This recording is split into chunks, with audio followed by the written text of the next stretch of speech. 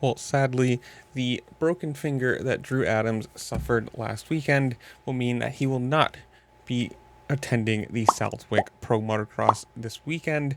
If you missed this, at High Point he crashed in Moto 2, breaking the index finger on his left hand, which obviously is the clutch hand. And now on a track like Southwick, a lot of sand, a lot of clutch work. It kind of makes sense because that's going to be very painful. And you can see right there, a lot of these guys use one, maybe two fingers on that clutch, and it's going to be, or would be, I guess I should say, a very painful experience, a very long day for him if he did make the motos, but he is going to be sitting out. And we do have a quote from him from last weekend saying, quote, "In Moto 2, I had a decent start and was moving forward until I had a little tip over.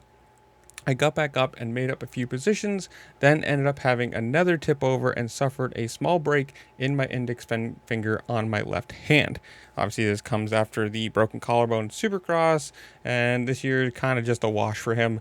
At the moment, I believe after 4 rounds, he's 16th in the 250 championship with his best finish an 11th at the season opener at Fox Raceway. So it's kind of a wash year for him. I mean, obviously coming in to, well, filling in Supercross, you didn't really have much expectation there, being as young as he is and being a ride that really didn't give him much chance to either be in the championship or contend for it, and then getting injured right away, kind of just whatever there. And then I guess, it's just a rookie year. I mean, not really expecting him to be running out front, contending for overalls or wins. I mean, yes, he's on a factory bike, but, it's kind of one of those years, get your feet wet, get into the sort of speed of the people you're going to be racing for the next 5-6 years probably, and see where you fall. So hopefully this is a 1 round thing. Hopefully it's just a little crack on the finger, not like a really bad break, and